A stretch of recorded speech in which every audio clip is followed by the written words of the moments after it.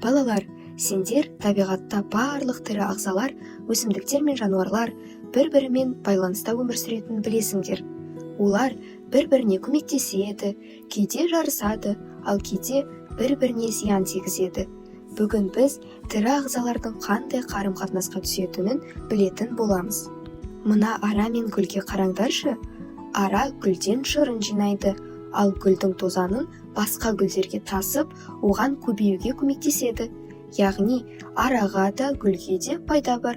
Осындай қарым-қатынасты біз симбиоз деп атаймыз. Тағы да бір мысал, сиыр мен қарға. Қарға сиырдың үстіндегі жәндіктерді теріп жейді. Сиырға зиянкес жәндіктерден құтылуға көмектеседі. Кейде бір ағза екіншісін жеп, өзіне пайда табады.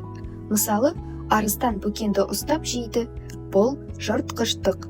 Ал паразиттік қарым-қатынаста бір ағза екіншісінің ішінде немесе үстінде өмір сүреді. Мысалы, адамның ішіндегі құрттар.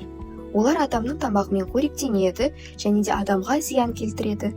Табиғатта кейбір ағзалар екіншісінен пайда көрсе де, екіншісіне бәрібір болуы мүмкін. Мысалы, киттің үстіне жабысып жүретін кішкентай балықтар, олар китті көлік сияқты пайдаланады, ал китке бәрібір болуы мүмкін.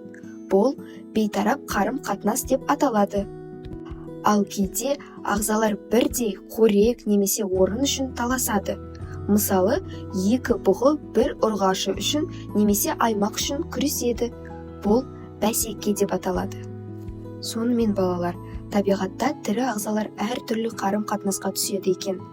Біріншісі, екі жаққа да пайдалы қарым-қатынас. Ол бізде симбиоз деп аталады. Екіншісі, біреуге пайда, біреуге зиян келтіретін қарым-қатынас. Бұл бізде жыртқыштық немесе паразиттік деп аталады. Үшіншісі, біреуге пайда әкеледі, ал екіншісіне бәрібір, яғни бейтарап қарым-қатынас. Төртіншісі, бірдей қорек немесе орын үшін таласу, яғни бәсеке. Табиғаттағы осындай байланыстар тепе-теңдікті сақтайды. Сондықтан табиғатты аялау өзімізді қорғау деген сөз. Ал енді мен айтқан ақпараттан не түсінгенін бізге Зере айтып береді.